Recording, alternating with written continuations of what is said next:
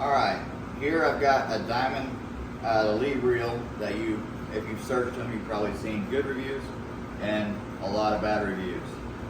A lot of people complain about the diamond lead reels, the pins breaking. We're probably going to change that in the future.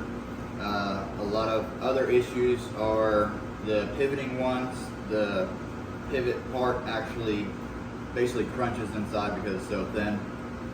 And a lot of people don't like open reels because people can steal your lead right off there while you're not looking. So I bought myself the cheapest diamond lead reel that I could. It is diamond lead reel brand, and I cut the base off it. I didn't get one that swivels because I want to make one from scratch myself as far as the swiveling part. And I'm going to make a whole bunch of adapters that make it lockable, and put a thicker swiveling tube on there. And on this one, we're going to build a face on it that stops people from stealing your lead reels off your truck. Alright, so now we're ready to weld a few parts together. This was originally a 16 gauge on the one that comes in the diamond lead reels. The post that goes through this for it to actually pivot on, I switched it to an 1/8 inch, so 10 gauge-ish. A little bit thicker. I'm not really worried about cleaning my metal up too much because I'm using S6 wire. Let's see, so this is the base plate right here that's going to be welded onto my truck. This is the post that's going to go through the center of this. And we're going to start putting all this together a little at a time. This will probably be a multi-part video because I've got so much going on, so you guys haven't seen me lately. I'm going to do a little at a time and just upload stuff, or maybe just jam it all into one video, a bunch of videos into one. Alright.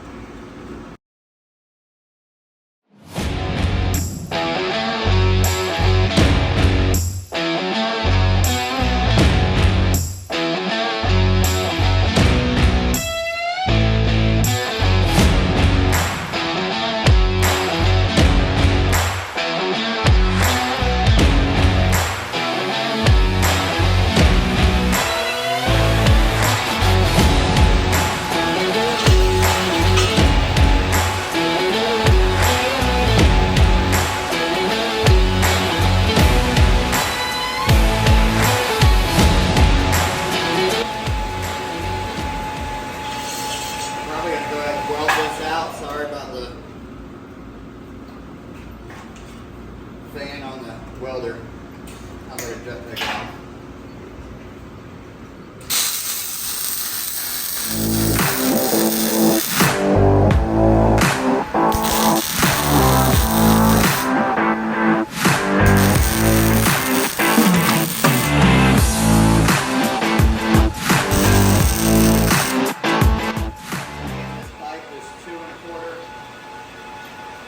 With an 1/8 inch wall on it. This pipe is the same as what they are made out of. I think it's 2.5 14 gauge. Yeah, 2.5 14 gauge. Square stock, because I want to extend it a little bit, make it sit a little higher.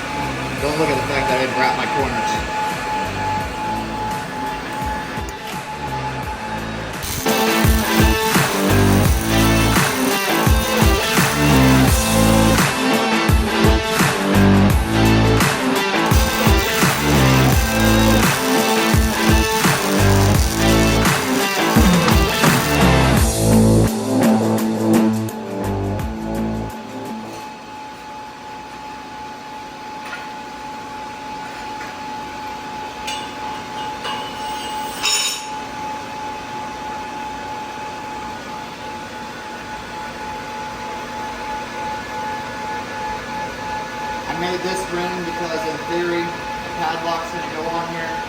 There's going to be 2 of these rings where you can actually turn it, lock it, padlock it where you want it.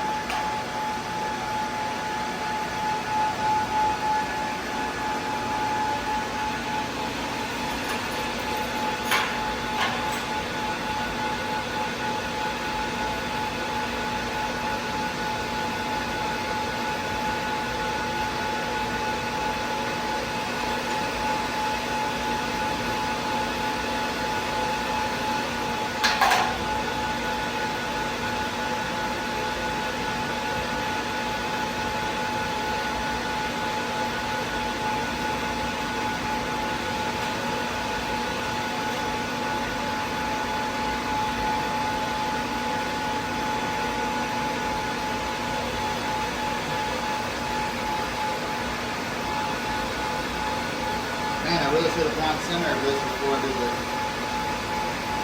That's where my locking position isn't all cattywampus.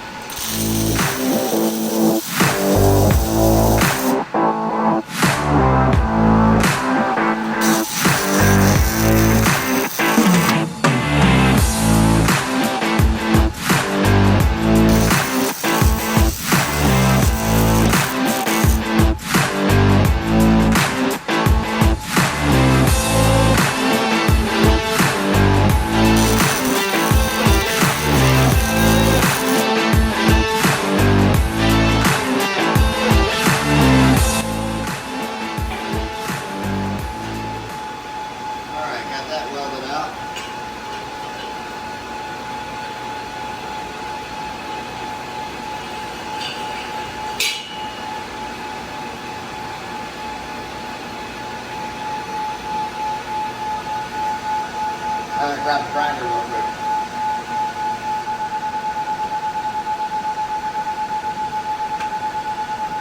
Right up.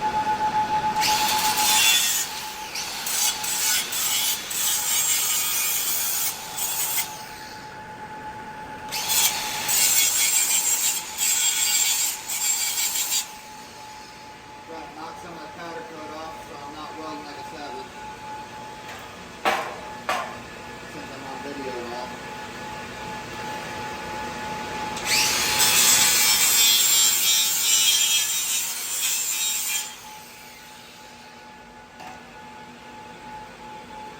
Alright. I knocked some of the paint off there, so I can slide it down over.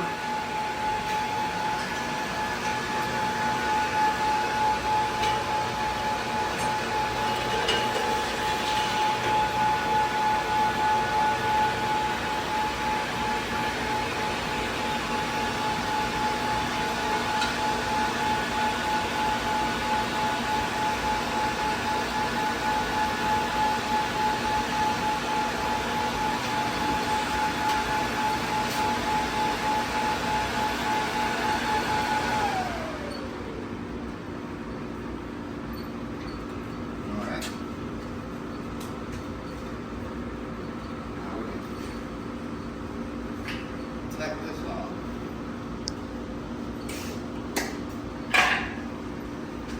Turn the welder down a little bit.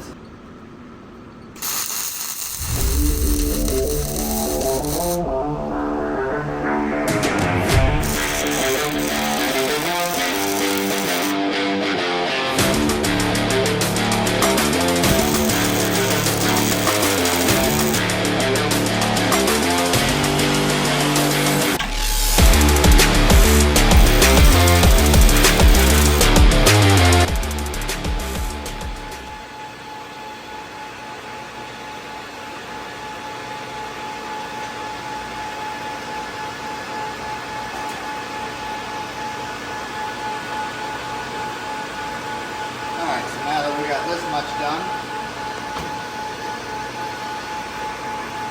we've got to figure out what material I'm going to use for the protective cover that goes over the front.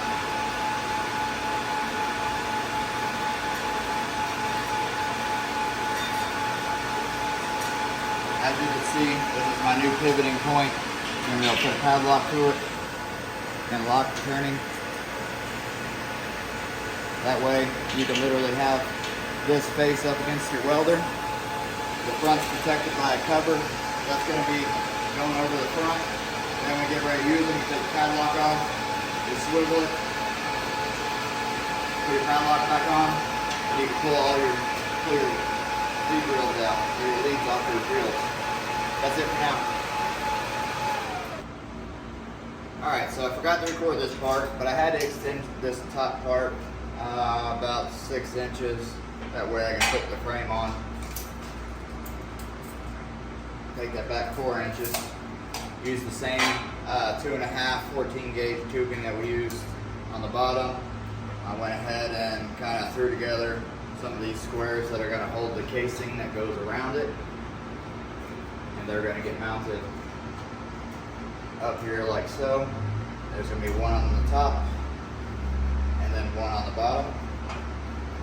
And of course we're going to design something and CAD to go on the plasma table and kind of wrap this with maybe a logo or an American flag or something like that. This is 1 inch by 1/8 inch thick square tube that we're building this frame out of. That's really it. I got to take all this apart. I got to take these off so where I can weld the tops and bottoms of these. So I'm going to do that real quick. Right up there. Oh yeah.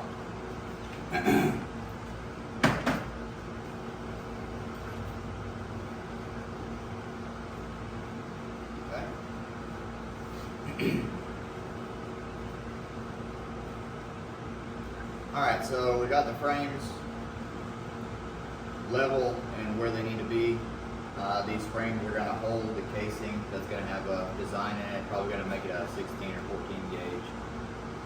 Once I get these welded in, I'll probably put the reels back in and start taking some measurements on what the casing needs to be. Start coming up with a shape. I want the side to be open to where you can still drill them. Other than that, that's it. Let's get to welding.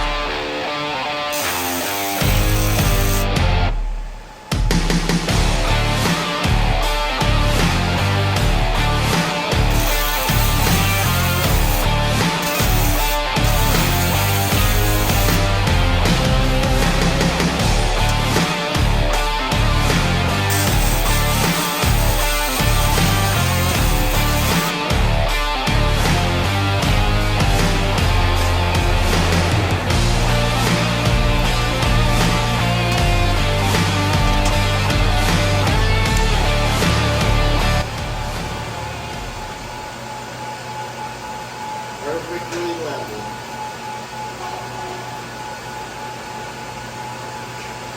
Alright, now that these are welded out,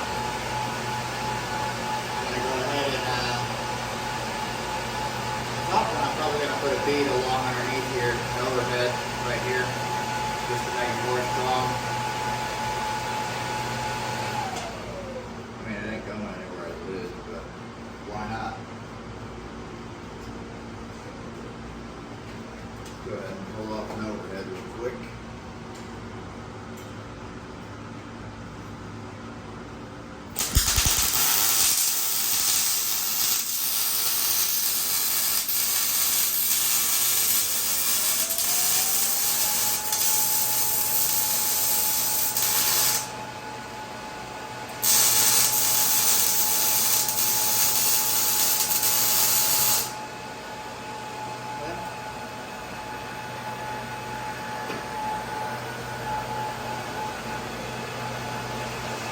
That's that.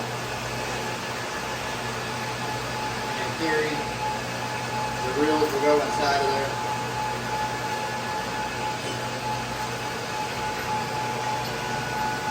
Like so.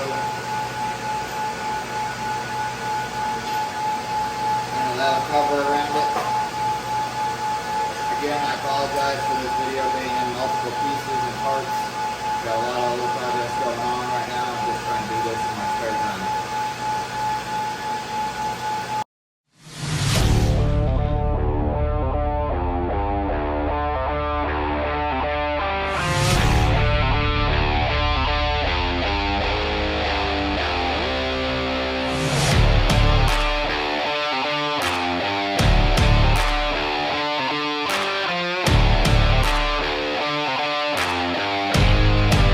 Here we go. This is it installed.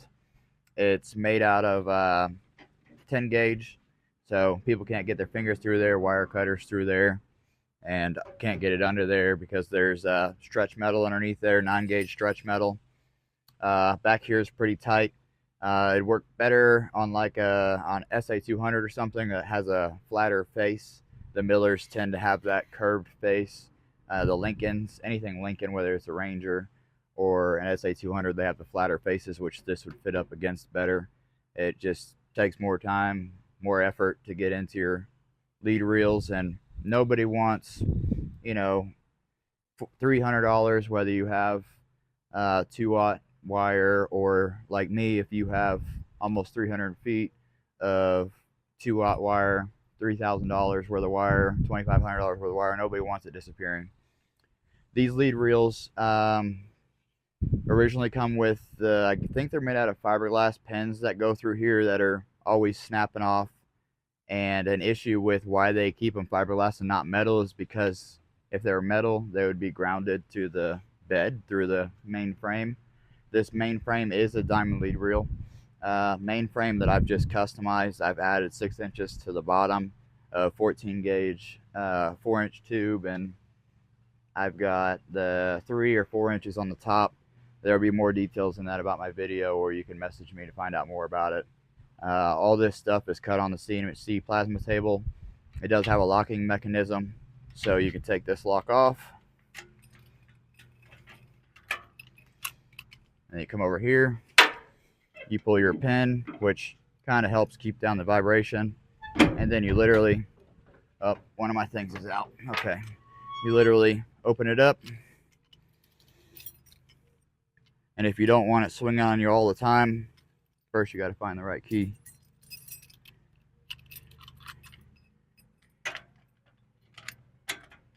Put your padlock back on, and it stays put.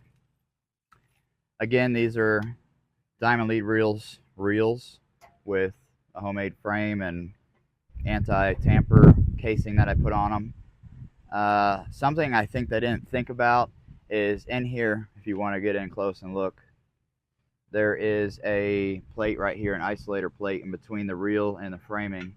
And if you actually weld these pins to the inner plate, you'll never ground out, and you can put them on the inside and you can leave them locked. They can be metal and you don't have to worry about it. And then you just pull your pin and you spool it off. So again, all of this is just welded to the bed. This is 1-inch square tube on the bottom, some 9 gauge stretch metal or expanded metal on the bottom. The top is solid 10 gauge steel just to keep the rain and stuff out of it. The bottom is stretch metal, so any rain or anything that gets in it will actually drain out. They work really well. The only issue that everybody knows about with diamond lead reels is the brakes don't work very well. But if you set them tight enough, you can still pull them off there fairly easy. And I've heard a lot of complaints about people saying, you know, they work for 10 feet, they don't work for 10 feet. Just set them tighter. That way every 10 feet it'll slow down, is my only solution for that. Does have my logo for Lasers Touch LLC cut on the side. I've had a lot of people online ask if I'm gonna offer to sell these or offer DXF files for them. And it really depends on how many requests I get. Within the first day of posting the video, I probably got, I don't know, about 50 requests. So more than likely that's gonna happen sooner than later. But once you're put it all back and everything, just put your padlock back on any hole you want, whatever hole you want. This one's dirty because I've already been using it, driving down the road, testing it. I don't like to sell anything that I haven't tested. It, like I said, it does get pretty close to your welder, so it kind of stops people from fooling with your welder too. These can be customized in any way, fashion, form that you can think of. I am probably going to offer just this front plate and the side plate that can be shipped to your house, and you guys will have to buy your own diamond lead reel and your square tube and put it together yourselves. That's it. That's the diamond lead reel that I made, turned into anti-tamper device. I wouldn't call it theft proof because as a welder with a torch I could easily get to this, but for your neighborhood raccoons, that should help you out. Thanks.